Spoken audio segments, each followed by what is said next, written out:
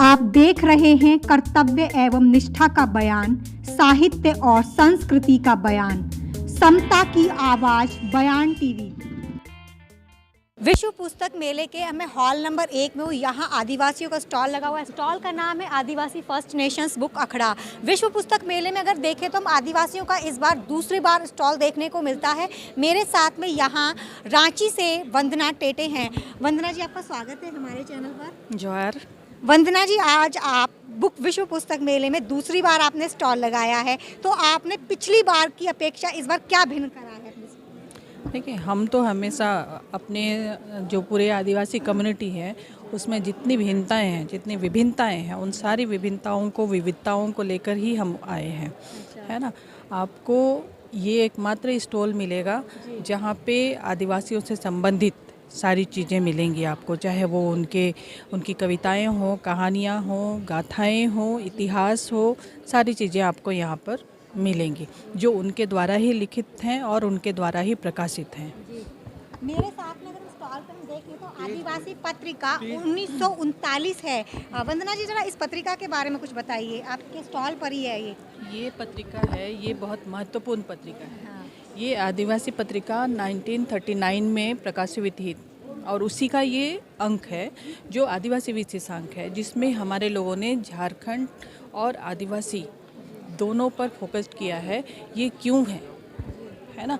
आदिवासियों की जो पॉलिटिकल डिमांड थी उसको लेकर के जो समझ आदिवासियों पर बननी चाहिए लोगों की, उस पर ये फोकस्ड है ना। इसमें पॉलिटिकली हम लोगों ने जो आदिवासियत और आदिवासी को उभारा है, हमारे पहले जो हमारे अगुवा हुए, जिन्होंने झारखंड की लड़ाई लड़ी और जिन्होंने आदिवासियों को स्थापित किया, इस पूरे अगर हम कहें उस किताब को लेकर के हम इस पुस्तक मेले में आए हैं, फिर उसी रूप में कि हम उनको यहाँ पर स्थापित करना चाहते हैं। आदिवासियों के जनक जयपाल सिंह मुंडा माने जाते हैं। हमारे पास स्टॉल पर किताब भी देखने को मिल रही है, तो इसको थोड़ा सा रेखांकित करें। हाँ, ये किताब अभी तक इतने लंबे समय के बाद भी हम देखते हैं कि आदिवासियों के सबसे महत्वपूर्ण अगुवा जो थे, जिन्होंने संविधान सभा में आदिवासियों की सारी जो भूमिकाएं थी, जो ज़रूरतें थी, जो उनकी हक थे, अधिकार थे, उनके बारे में इन्होंने आवाज़ उठाई थी। और उनके बारे में न केवल ये पॉलिटिशियन थे, बल्कि वो एक बहुत अच्छे शिक्षाविद भी थे। और उसके साथ साथ ये जो थे वो ज़्यादातर लोग उनको जानते हैं खिलाड़ी के रूप में, हॉकी के खिलाड़ी के रूप में। ध्यानचंद के गुरु हुआ करते थे ये। लेकिन सबके बारे में लोग लिखते गए, बताते गए, इनको साइलेंट रखा गया, इनको हाशिए में धकेल कर रखा गया। हम लोगों ने कोशिश की कि इनको सामने लाया जाए, इनके काम को सामने लाया जाए। इन्होंने जो हमारे अधिकार के लिए पूरे संविधान सभा में बात उठाई, हमारे सिर्फ मतलब झारखंड के आदिवासियों के लिए नहीं, बल्कि पूरे देश भर के आदिवासियों की बात इन्होंने की थी, तो हमने इनके विचारों को सामने लाया। भेड़िए और पटकाई की औरतें, क्या ये भी आदिवासी पर की किताब है या हाँ, किताब उपन्यास है, क्या है? ये कविता की किताब है और ये बिल्कुल यंग लड़का जो है रेमन लोंकू, है ना, उसकी किताब है ना। और उसने वहाँ पे, हम अरुणाचल के बारे में कितना जानते हैं, हम नॉर्थ ईस्ट के बारे में कितना जानते हैं, हम में से शायद कोई नहीं जानता कि तांगसा आदिवासी जो हैं वो क्या हैं, कौन है।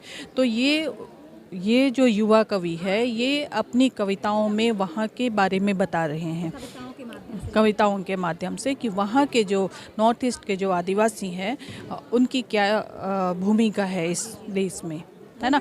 मैं सबका आपको ये दिखाना चाहूँगी, ये जो असुर आदिवासी और सोसोबोंगा, ये हमारी नई किताब है, नई किताबों में से एक है। ये किताब है सोसोबोंगा, एक रिचुअल्स हमारे बीच में हुआ करता था, जो अब लगभग नहीं के बराबर होता, लोग भूल रहे हैं उन चीज़ों को।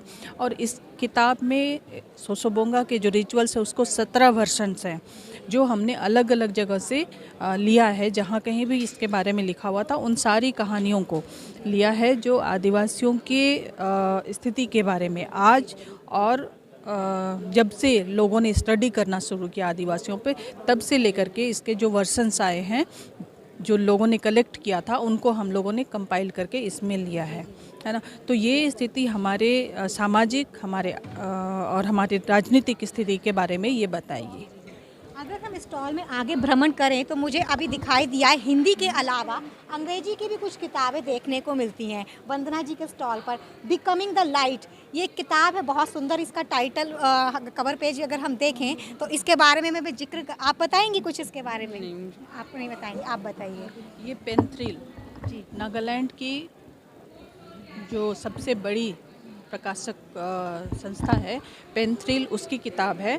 और हमने यहाँ पे इस स्टॉल में ना केवल झारखंड से है, बल्कि यहाँ पे आप नॉर्थ ईस्ट की किताबें देखेंगे, सिलीगुड़ी से भी यहाँ पर किताबें आई हुई है। नॉर्थ ईस्ट से हमारे पास 2-3, मतलब वहाँ पे 5 प्रकाशक हैं, और उन 5 प्रकाशकों में से 2 प्रकाशक की किताब हमारे पास यहाँ पर उपस्थित है। अगर हम जयपाल सिंह मुंडा की ही बात करें तो यहाँ इंग्लिश में भी किताब है, इन एंड विद आदिवासियम। ये उनकी ऑटोबायोग्राफी है। जी, इंग्लिश में ही है। हाँ, ये इंग्लिश में ही है। पहले इसका नाम, हमने ये दूसरी बार इसको प्रकाशित किया है, पहले इसका नाम था लो बीर सेंद्रा, है ना। हमने उसको 2nd एडिशन इसका प्रकाशित किया और है इन एंड विथ आदिवासी डम, है ना। ये उनकी ऑटोबायोग्राफी है जयपाल सिंह को, और उसका हिंदी रूपांतरण हम लोगों ने आदिवासियत और मैं, ये हम लोगों ने लाया है। तो ये इसके राइटर कौन है? इसके राइटर नहीं, एडिटेड है, एडिटेड बुक है, सॉरी। हाँ, ये है रश्मि कात्यायन है ना, और उनके बेटे। वंदना जी, अगर हम बात करें तो सबसे पहले आप एक पत्रकार भी हैं, आपने फिल्मों में भी काम किया है, आप लेखक भी हैं, आप नाटककार भी हैं, तो हम उस जनसंचार को आप किस रूप में देखती हैं? आदिवासी जनसंचार को। देखिए, आदिवासी जनसंचार का अगर इतिहास देखेंगे ना, हाँ, तो ये काफ़ी पहले हो चुका है। मुझे अभी तुरंत में ध्यान नहीं आ रहा है, लेकिन काफ़ी पहले से हमारे लोग, वो घटना मुझे ध्यान में आ रही है कि एक बार भूकंप आया था और उस वक्त हमारे लोगों ने आंखों देखी उसकी रिपोर्टिंग की थी, तो उसका इतिहास वहाँ से हम शुरू मानते हैं।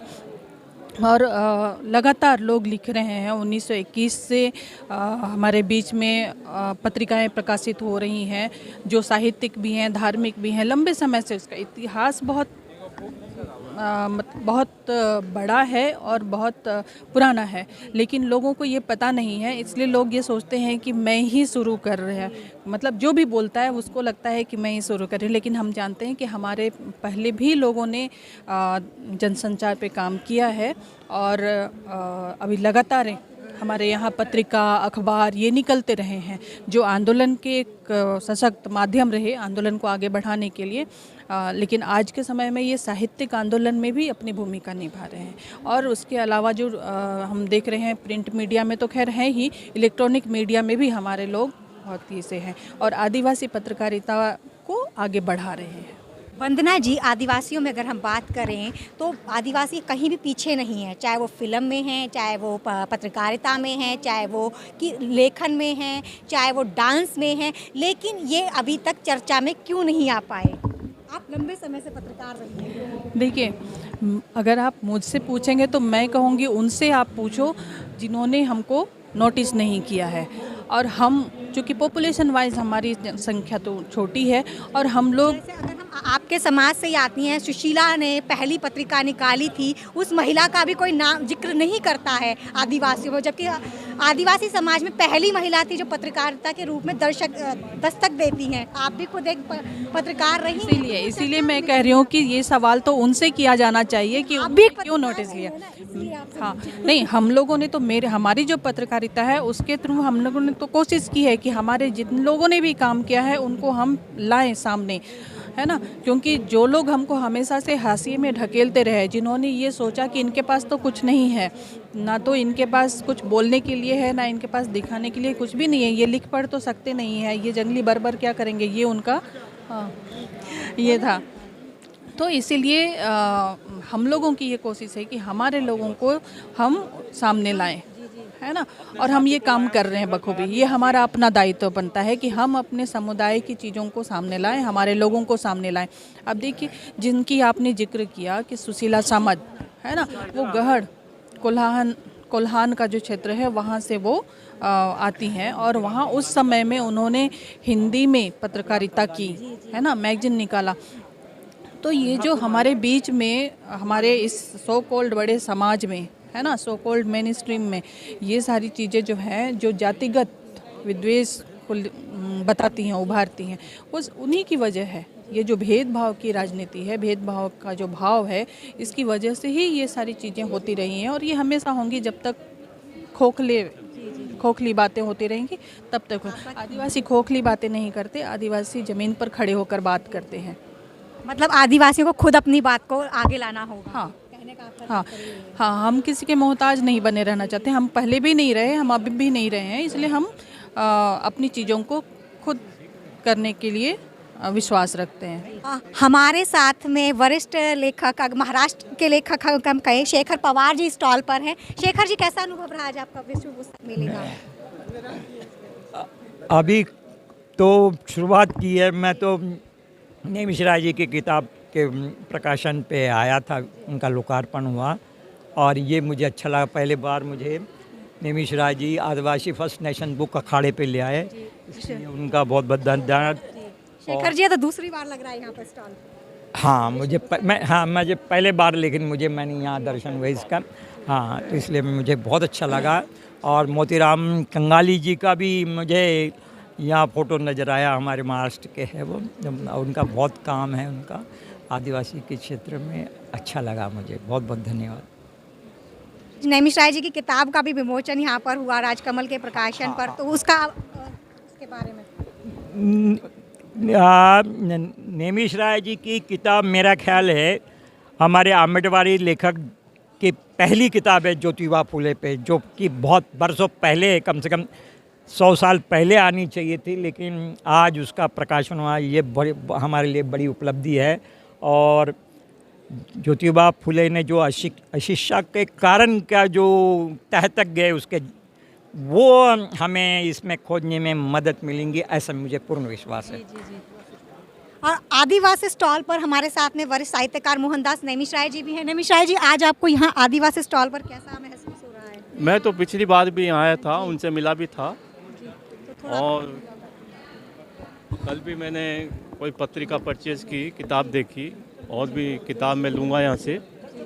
तो असल में क्या है कि कोई डायलॉग नहीं है, माने डायलॉग होना चाहिए। वो हम लोगों के बीच डायलॉग नहीं है, ये सबसे बड़ी कमी है। माने वो डायलॉग क्यों नहीं है, ये मुझे समझ नहीं आ रहा है। मतलब मैं जानबूझ कर ये बात कह रहा हूँ। वंदना जी, नैमिष राय जी ने बात कही कि डायलॉग नहीं है, तो यहाँ डायलॉग क्यों नहीं है? अभी आप इस पे बताइए। नहीं, डायलॉग तो देखिए दो तरफा होना चाहिए, और ये हम दोनों ही पक्ष से नहीं हो रहा है, ये कमजोरी है ना। मतलब ऐसा नहीं है कि डायलॉग कोई करना नहीं चाहता है ना। डायलॉग दोनों तरफ से होना चाहिए। तो आपके कम्युनिकेशन में गैप रहा है क्या? नहीं, मैं जवाब देता हूँ। मैं इनके यहाँ आया था, कोई सूचना किसी को नहीं थी। मैं जानता था इनकी कोई समस्या थी, उसकी बैनर की कोई समस्या थी। मैंने इनको बताया कि भाई आपकी कोई समस्या है तो बताएं आप। इनके यहाँ फ़ोटो भी खींचे, घंटा भर लगाया मैंने। उसके बाद मैंने इनको कहा भाई कोई समस्या है तो बताइए। मैं डायलॉग की ये बात इसलिए कह रहा हूँ, दोनों तरफ से तो होती है, लेकिन इस बार भी इन्होंने ये, मैंने अपना नंबर भी दिया। अब आप ये अगर कहना चाहते हैं भाई मैं उनको फ़ोन करना चाहिए मुझे, तो मैं स्वीकार कर रहा हूँ। लेकिन जब आप ये लगा रही हैं आदिवासी ये माने यहाँ, तो इनको बताना चाहिए दिल्ली में जो लोग हैं वो आपकी मदद ही करेंगे, आपकी किताबें भी खरीदेंगे, आपसे कुछ लेंगे नहीं।